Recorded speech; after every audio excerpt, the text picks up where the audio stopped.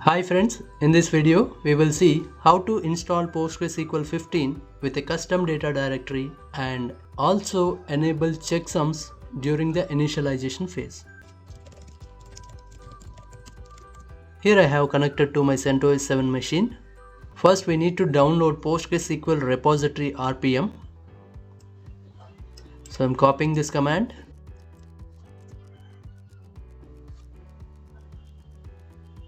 It is completed. So accordingly, as per your machine operating system versions, you can use any of these commands. I have tested 7 and 8 earlier. I haven't tested RHCL 9. To list repos, you can use this command.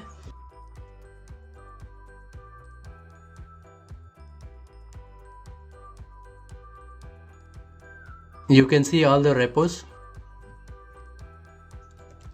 Now the next step is update your system and add EPEL repository which has dependencies required by PostgreSQL 15.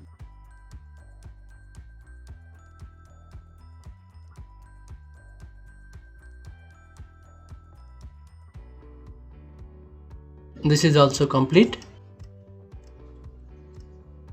Now let's add EPEL repository.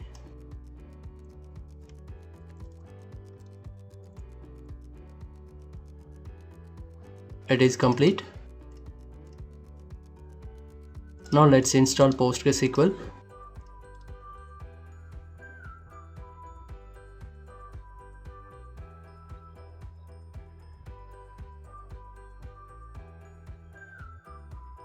You can see PostgreSQL 15 along with dependencies getting installed.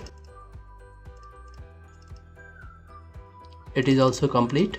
Now we can create our custom data directory and assign privileges to the Postgres user.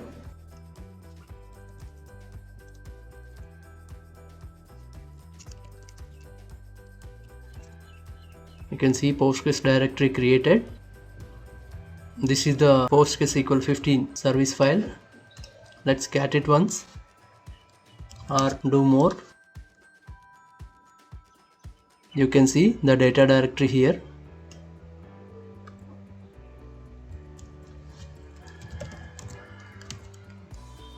So I can pass my custom data directory in PG setup initdb options, but sometimes it is not updating the service file with the custom data directory whatever we are passing here. So I am modifying the PG data path, replacing this existing path with our custom path /data postgres.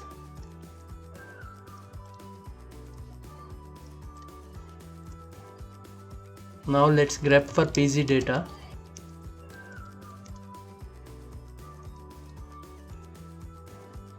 We can see it is updated.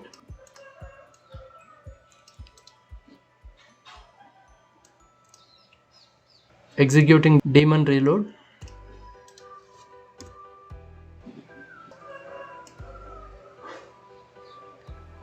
Now the actual initialization command. I am passing the options -k, which is nothing but enabling checksums, along with our custom data directory here.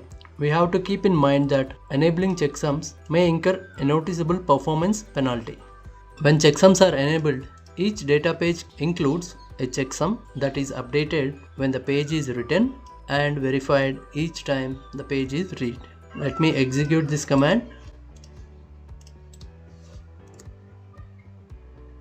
Initialization completed. Now let's see the checksums are enabled or not. We got the output 0 bad checksums. If you don't want to go with custom data directory, you don't need to do all this stuff. You can simply skip these steps and execute this single step so that Postgres files will be installed in its default directory. Now let's start PostgreSQL 15. It started. Let's verify it.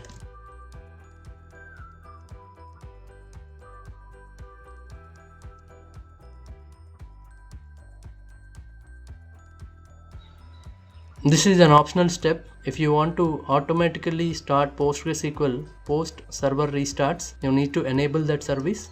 If you see right now it is disabled.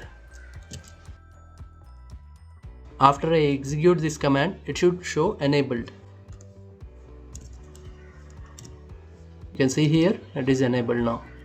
Now let's connect to the database and execute few sample commands. Switching to Postgres user.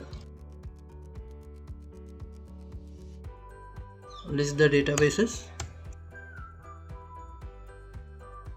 For more details, we can use plus.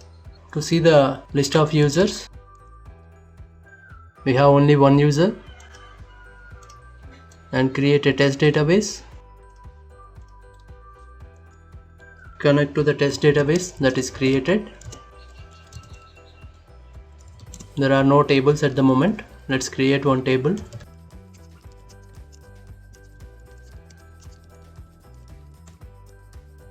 Now we have a test table.